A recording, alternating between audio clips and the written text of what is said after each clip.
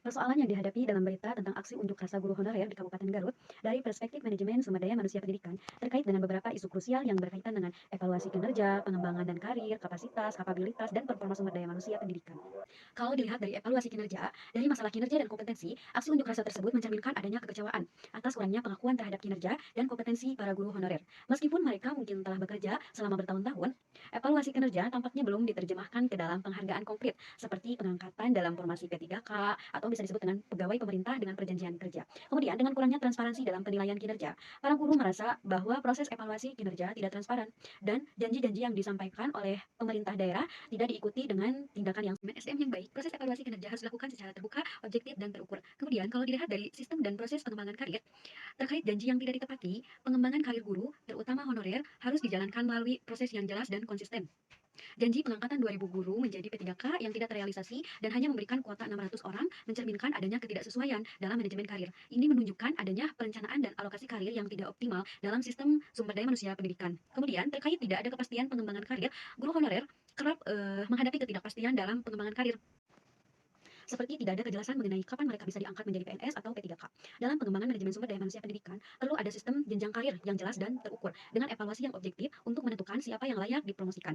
Kemudian, kalau dilihat dari pengembangan kapasitas dan kapabilitas terkait dengan kurangnya pelatihan dan pengembangan profesional, guru honorer seringkali tidak mendapatkan akses yang setara dalam hal pelatihan atau program peningkatan kapasitas seperti yang didapatkan guru PNS. Tanpa adanya program pengembangan profesional, mereka mungkin kesulitan untuk meningkatkan kapabilitas mereka yang pada gilirannya mempengaruhi mutu pendidikan yang disampaikan kepada siswa. Kemudian keterkaitan dengan investasi dalam pengembangan sumber daya manusia pendidikan. Pemerintah daerah dan instansi pendidikan seharusnya melakukan investasi yang berkelanjutan dalam pengembangan kapasitas guru melalui pelatihan, sertifikasi, dan penguatan kompetensi agar guru honorer bisa berperan lebih besar dalam meningkatkan kualitas pendidikan. Kemudian, kalau dilihat dari sisi performa sumber daya insan pendidikan, keterkaitan dengan motivasi dan kinerja guru menurun. Dalam artian, ketidakpastian terkait pengangkatan dan kesejahteraan guru honorer dapat menyebabkan penurunan motivasi dan kinerja yang berpengaruh pada performa mereka dalam mengajar. Dari kasus di atas, persoalan yang dihadapi mencerminkan tantangan besar dalam manajemen sumber daya manusia pendidikan.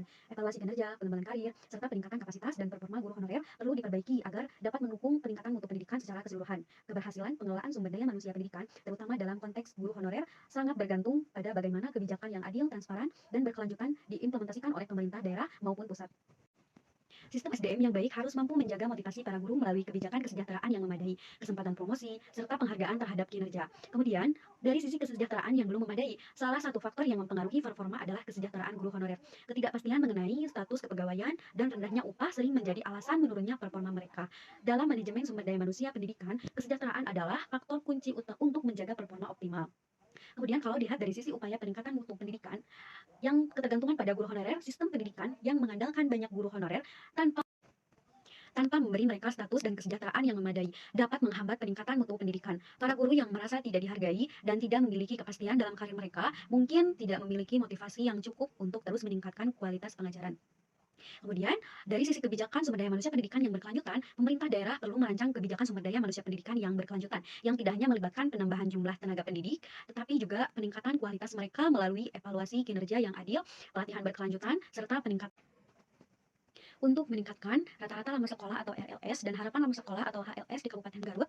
Perencanaan strategi sumber daya manusia pendidikan harus melibatkan elemen-elemen penting seperti hubungan organisasional, budaya organisasi, dan learning organization. Pendekatan ini akan berkontribusi pada pengembangan dan pengelolaan sumber daya manusia di sektor pendidikan untuk meningkatkan kualitas serta akses pendidikan secara menyeluruh.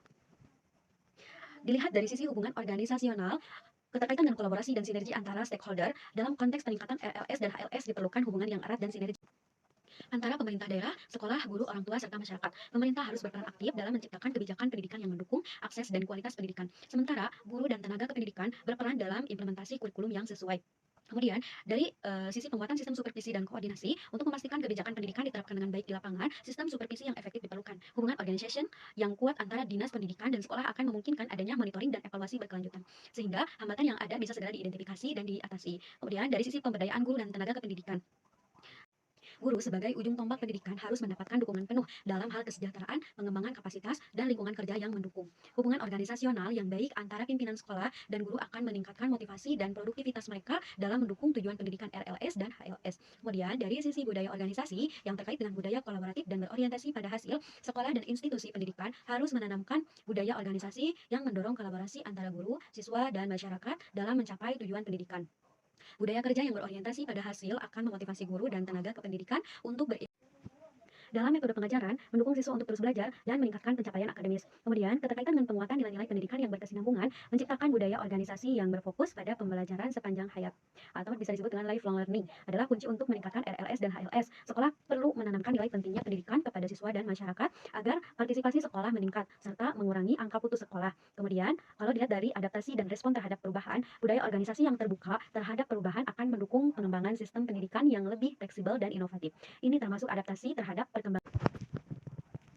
metode pembelajaran, serta pendekatan yang mendukung berkelanjutan pendidikan di era digital. Kemudian kalau dilihat dari learning organization atau organisasi pembelajar terkait dengan pengembangan kapasitas SDM pendidikan. Sebagai learning organization, sekolah harus berfokus pada pembelajaran terus-menerus bagi semua pihak, baik guru, staf, maupun siswa. Pengembangan kapasitas guru melalui pelatihan dan workshop yang berkaitan dengan pengajaran berbasis kompetensi dan teknologi digital akan membantu menciptakan lingkungan belajar yang lebih dinamis.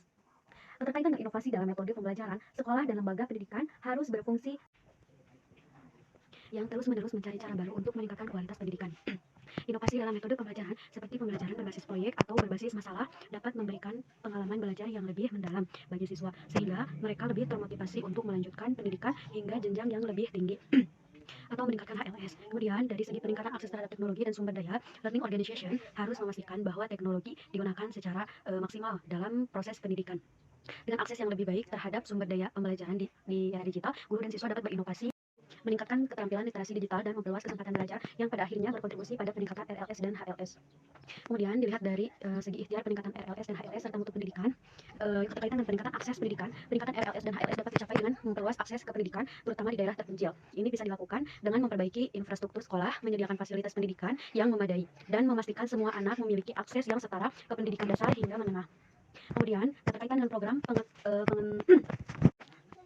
untuk meningkatkan RLS, program khusus untuk menangani siswa yang putus sekolah harus diperkuat, misalnya dengan memberikan insentif atau bantuan kepada siswa dari keluarga kurang mampu agar mereka tetap bisa bersekolah hingga menyelesaikan pendidikan dasar. Kemudian keterkaitan dengan kebijakan pendidikan yang berfokus pada kualitas, selain kuantitas pendidikan seperti RLS dan HLS, kualitas pendidikan juga harus menjadi prioritas. Ini berarti mengingatkan kompetensi guru, kurikulum yang relevan, dan lingkungan belajar yang kondusif. Kualitas pendidikan yang baik akan mendorong siswa untuk tetap belajar dan melanjutkan pendidikan mereka, yang secara langsung akan berdampak peningkatan HLS. Disulit argumen sumber daya yang meningkat, semakin besar beban ini. Ditukar energi antara berbagai pihak melalui ekosistem Pentahelix untuk mendukung program Merdeka Belajar dan Kurikulum Merdeka. Beberapa isu strategis dalam ini antaranya digitalisasi pendidikan dan keterampilan SDM, bisa membawa transformasi teknologi yang signifikan yang pendidikan, pembelajaran online, penggunaan artificial intelligence dan teknologi belajar. Manajemen sumber daya manusia pendidikan harus memastikan bahwa guru dan tenaga pendidik memiliki keterampilan digital yang memadai.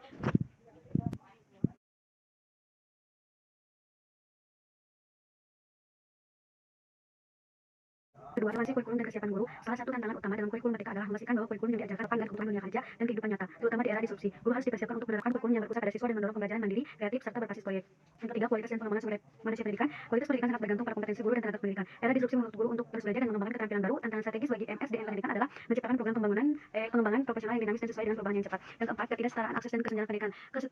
Ketidaksetaraan dalam akses pendidikan dan teknologi di berbagai wilayah Indonesia, terutama di daerah terpencil, menjadi tantangan besar. Hal ini menghambat penerapan Merdeka Belajar dan kurikulum Merdeka secara merata.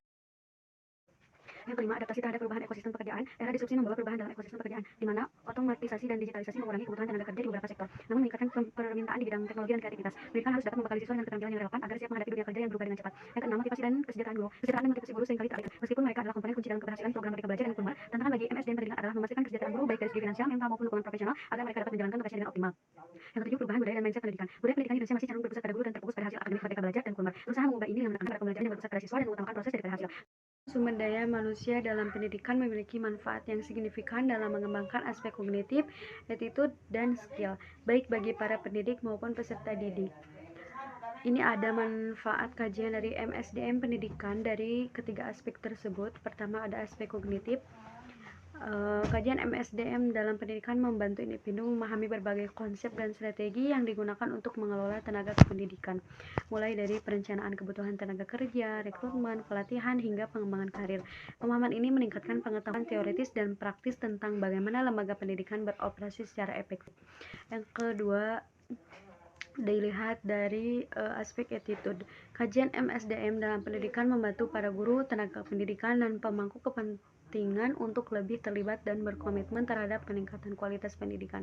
Dengan memahami peran mereka dalam organisasi, tenaga pendidik menjadi lebih termotivasi untuk berkontribusi secara maksimal Dari aspek skill, kajian MSDM memberikan keterampilan manajerial yang penting dalam mengelola tenaga kependidikan seperti perencanaan tenaga kerja, pelatihan, dan pengembangan. Penilaian kinerja dan pengelolaan konflik, keterampilan ini sangat berguna bagi mereka yang menduduki posisi manajemen atau kepemimpinan di lembaga pendidikan.